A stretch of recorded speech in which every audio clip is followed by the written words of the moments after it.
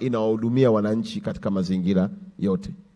La mwisho kuliko ya mwisho yote, viongozi wa chama wanakukaribisha sana na wanakusubiri kwa hamu. Baada ya kutoka hapa, ratiba yetu inatupeleka kwenda kuweka jiwe la msingi kwenye jengo letu la utawala.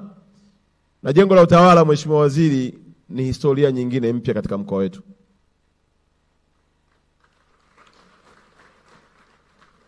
Jiji imekaa kwenye jengo la wakoloni la mwaka 1959. Wakati huo mimi, Mheshimiwa Waziri, utakumbuka nilikuwa mkuu wa mkoa wa Dar es Salaam, na zilianzishwa wilaya hizo mbili, wilaya ya Ubungo na wilaya ya Kigamboni. Na miongoni mwa wakurugenzi waliokuwepo wakati inaanza wilaya ya Ubungo ni pamoja na huyu Kayombo ambaye yuko hapa leo jiji. Wilaya hizo, Mheshimiwa Waziri, zilikuwa mpya, hazina jengo la mkuu wa wilaya, hakuna nyumba ya kiongozi, hakuna hospitali ya wilaya, hakuna chochote, mpaka jengo la halmashauri hakuna. Lakini ndani ya miaka ile mitano tulihakikisha wilaya zote zina kila kitu. Na sisi tulikuwa miongoni mwa watu wa kudesign majengo. Ila jiji hapa ni majungu, ushirikina, wako kwenye majengo ya ukoloni tu. Na hivi tunavyoongea, mkurugenzi ni shahidi pamoja na rasi, watumishi wengi hawawezi kukaa kwenye ofisi ya jiji, wamegawanywa kwenye maeneo tofauti tofauti. Na hiyo inaleteleza kuwa hata na nyaraka za serikali kuwa kwenye mazingira hatarishi. Unaweza kumlaumu mtumishi ametoa nyaraka, kumbe mazingira ya kazi yenyewe yanafanya nyaraka iweze kuchukuliwa na mtu, na sisi tumekula kiapo cha kutunza nyaraka. Kwa hiyo tuna imani ya kwamba jengo hili litakapokwenda kukamilika, na ambao leo naenda kutuwekea jiwe la msingi, itakuwa ni faraja kubwa sana na alama nyingine ya pili ya ukombozi wa jiji letu la Arusha, kuwa na makazi au kuwa na ofisi ambazo tumejenga wenyewe. Lakini baada hapo, Mheshimiwa Waziri, utaenda kushuhudia utiwaji wa saini wa mikataba itakayokwenda kubadilisha sura ya mkoa wetu kwa ujenzi wa stendi na masoko mawili. Naomba makofi mengi sana. Tena ukiwa wa thamani ya zaidi ya bilioni 30. Hii stendi ni mali ya mkoa wa Arusha. Bahati inajengwa kwenye jiji la Arusha. Na stendi zimejengwa katika mikoa mbalimbali chini ya Wizara ya TAMISEMI ambao kakaangu anaisimamia. Lakini pia katika utiwaji wa saini, Mheshimiwa Waziri, nitakuomba ulizie, kwa kuwa mradi huu ulitakiwa uanze kufanywa kazi na kujengwa tangu 2019. Mimi nimekuja 2020 nimekuta mradi huko kwenye msingi. Yaani 2019 walikubaliana, ikapita na kwenye bajeti kujenga ofisi ya jiji la Arusha, na mikataba ikasainiwa, hawakujenga, wakaanza kuvutana. 2020 hawakujenga.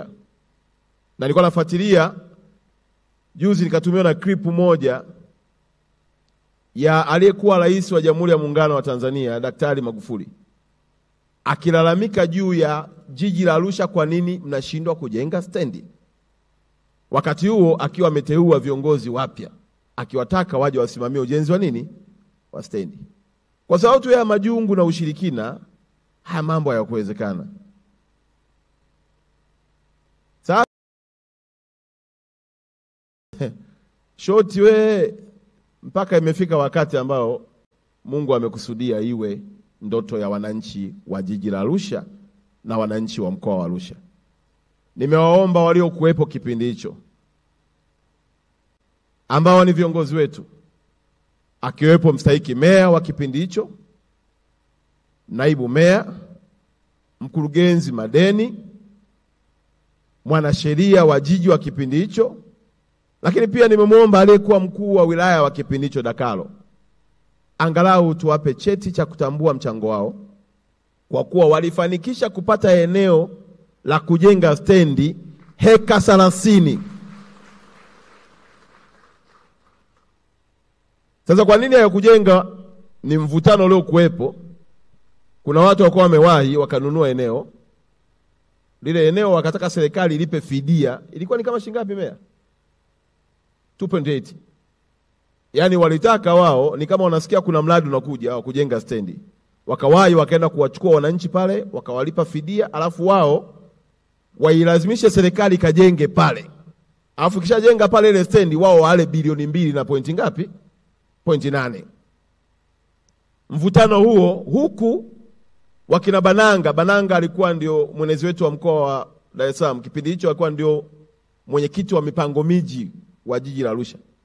Wameshirikiana na Dakaro aliyekuwa mkuu wa wilaya, mkurugenzi madeni, mwanasheria, wakapata mdau wa kutoa heka 30 bila 100. Lakini viongozi wa kipindi hicho hawakutaka kwenda kwenye eneo la bure lililochangiwa na mwananchi. Walitaka waende kwenye eneo ambalo litalipwa bilioni 2 na milioni 800 ili wapate ile fidia wale, alafu kwa wakipiga makofi wanashangilia stendi na jengwa, kumbe watu wametengeneza hela kupitia fidia. Msingi huo tumeufuta, tumerudi kwenye eneo lililotolewa na wadau, na leo Mheshimiwa Waziri, wadau hawa utawatambua na utawakabidhi cheti cha kuwashukuru kwa uzalendo wao wa kutupatia heka 30 bila kuingia gharama. Na stendi hiyo itakapokwenda kujengwa, basi itakuwa ni fahari ya watumishi walio wema wanaoweza kusaidia taifa lao, sio wale wanaoweza kutumia zile fursa zinazopatikana kujinufaisha wao wenyewe. Sambamba na hilo, Mheshimiwa Waziri, niombe tu nifikishie shukrani za dhati kwa Daktari Samia. Ametupatia kilomita 70 mpya za lami. Na hizi zote zitapita kuanzia kule tunakopenda kula mishkaki kwa Mlombo, itaenda mpaka Bondeni Site, itakwenda mpaka JKT, itazunguka, itakuja kutokea hapa kwa ndugu zetu kwenye hoteli ile Fan Retreat. Manake tunatengeneza bypass nyingine yenye urefu wa kilomita 70. Manake kwenda huko ambako Mheshimiwa Waziri tunakwenda kujenga stendi, itakuwa ni makazi mapya mazuri sana. Na yule ndugu aliyetoa lile eneo, inabidi uwe na siku nyingine Mheshimiwa Waziri tukusimulie stories za mkoa wetu.